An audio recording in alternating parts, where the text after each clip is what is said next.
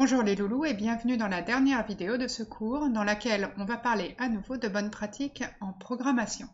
Aujourd'hui, je vais parler un petit peu de méthodologie, c'est-à-dire que je vais vous donner une méthode à utiliser pour coder vos fonctions. Le secret d'un codage réussi, c'est de procéder avec méthode et on va voir les étapes à ne pas manquer. Avant toute chose, se poser les bonnes questions. Que fait ma fonction? Soit c'est dit dans l'énoncé de l'exercice, soit vous devez l'imaginer. Dans tous les cas, commencez par imaginer quelques exemples. Ensuite, vous pourrez sans doute répondre aux questions suivantes. De quels paramètres ma fonction va avoir besoin? Quels seront les types de ces paramètres? Quel est le résultat que j'attends, c'est-à-dire quelle sera la valeur du return? Et enfin, de quel type sera cette valeur? Ça ressemble beaucoup aux questions qu'on vous posait de façon systématique au début de l'année dans les exercices en Python. Et bien maintenant, vous savez y répondre, et vous devez prendre l'habitude de vous les poser systématiquement, même si ce n'est pas demandé dans l'énoncé. Ensuite, et ensuite seulement, je peux commencer à coder. Quand on code aussi, il vaut mieux travailler avec méthode. Donc la première étape, c'est définir le profil de ma fonction. C'est-à-dire en gros la première ligne seulement, le def, le nom de la fonction et le nom des paramètres. Je choisis bien entendu des noms appropriés pour la fonction et ses paramètres. Ensuite, je code la documentation. Oui, je le fais dès le départ. Ce n'est pas la peine d'écrire un roman, juste ce qui est nécessaire. Et je ne mets rien d'autre comme code, rien que passe dans le corps de la fonction. Même si la fonction est très simple à coder. J'ai envie de dire même surtout si la fonction est très simple à coder. La deuxième étape est une étape d'écriture de test. Avec des exemples bien choisis, vous écrivez tous les asserts qui vous semblent nécessaires. Essayez de balayer tous les cas d'utilisation de votre fonction, tous les cas limites aussi. Je pense par exemple aux listes vides ou aux cas un petit peu exceptionnels pour lesquels votre fonction a un comportement un petit peu limite. Dans la troisième étape, je vérifie que les tests que j'ai écrits, ceux que j'ai écrits à l'étape 2, échouent. Oui, cette étape est importante. Il faut s'assurer en fait que les tests sont lus. En effet, si les tests ne sont pas lus par Python et que on ne le sait pas, on est dans une situation un peu catastrophique. On a écrit des tests, on est persuadé à tort que le code est robuste, et comme il n'y a pas de message d'erreur, on est persuadé souvent à tort que notre fonction fait ce qu'il faut. En effet, vous avez dû remarquer que quand les tests passent avec succès, il n'y a aucune indication. Pas d'affichage dans le terminal, pas de log, rien. Tout est transparent.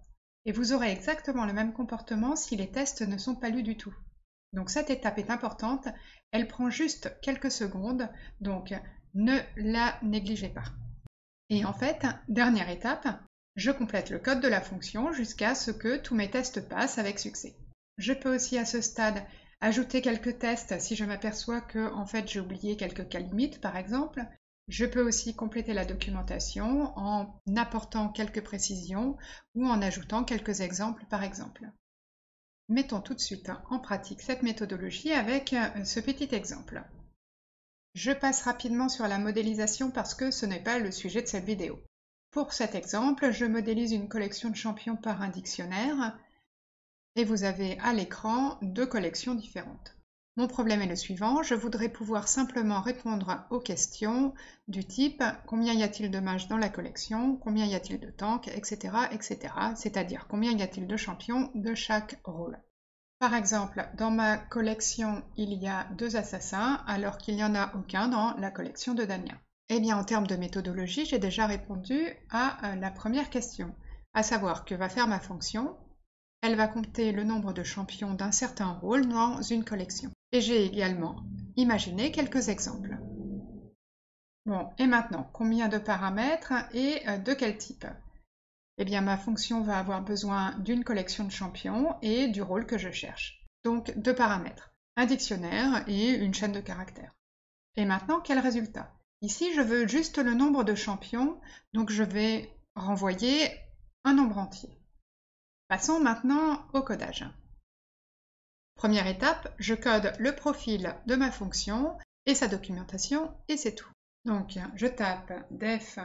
J'ai décidé d'appeler ma fonction nombre de champions.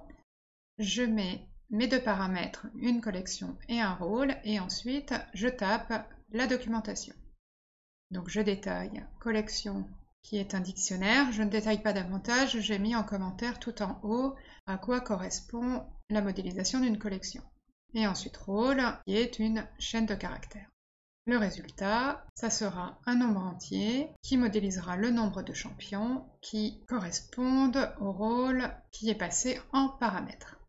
Et je ne code rien d'autre, simplement un pass. Je peux passer maintenant à la deuxième étape. Je code des tests à partir d'exemples bien choisis. Alors je cherche le nombre d'assassins et j'ai dit qu'il y en avait 2. Je vais faire la même chose avec la collection de Damien, ce qui me permettra de vérifier également un cas limite. Je passe maintenant à l'étape 3. J'exécute le script pour vérifier que les tests échouent.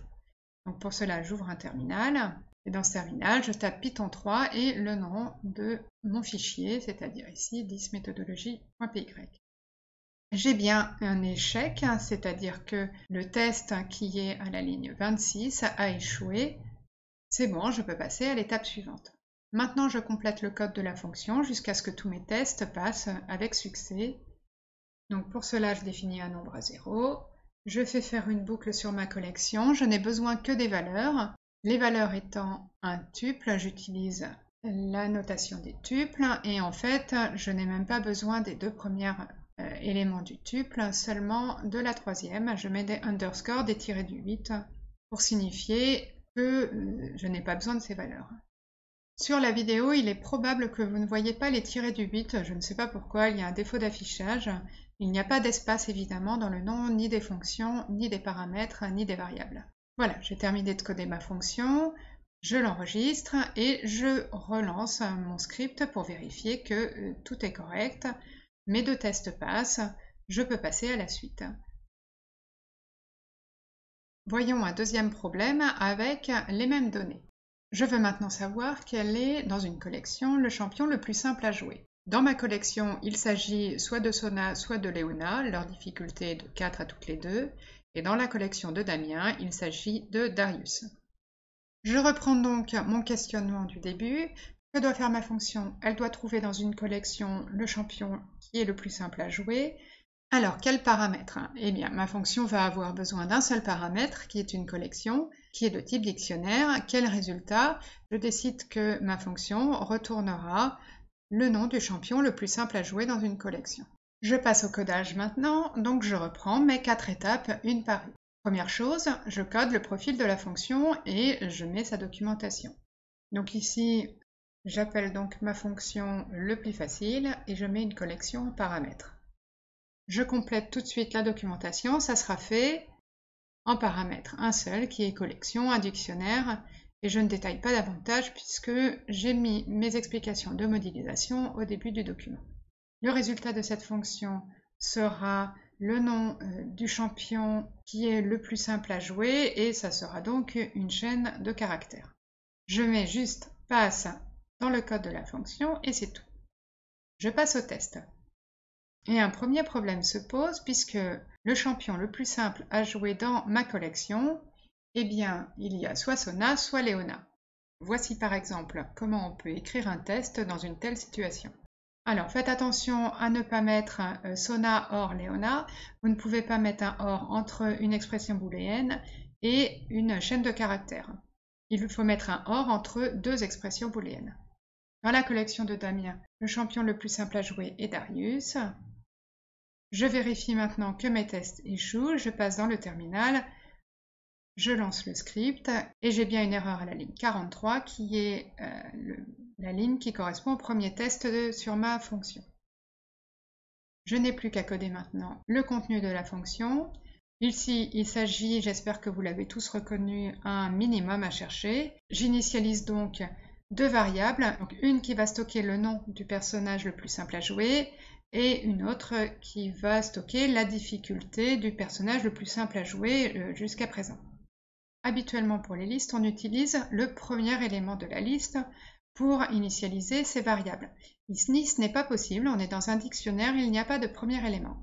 On est donc obligé d'utiliser none. Dans la boucle, je vais avoir besoin à la fois des clés et des valeurs, je vais donc faire un parcours par items. Je mets les clés champion, les valeurs qui sont l'attaque, la difficulté et le rôle. Dans le if, je vérifie si la difficulté mine est à none avant de faire une comparaison, sinon vous aurez une erreur à l'exécution. Maintenant que j'ai fini de taper le script, je vais dans le terminal pour l'exécuter et vérifier que tout se passe correctement. Il me dit qu'il y a une erreur à la ligne 46, que difficulté n'existe pas. Je regarde, effectivement, j'ai fait une petite faute de frappe, je corrige ça tout de suite. J'enregistre à nouveau, je lance maintenant, tout passe correctement. Alors, on peut optimiser un petit peu la lecture du code. Vous voyez là dans la boucle, à la ligne 43, les variables attaque et rôle ne sont pas du tout utilisées, on n'en a pas besoin.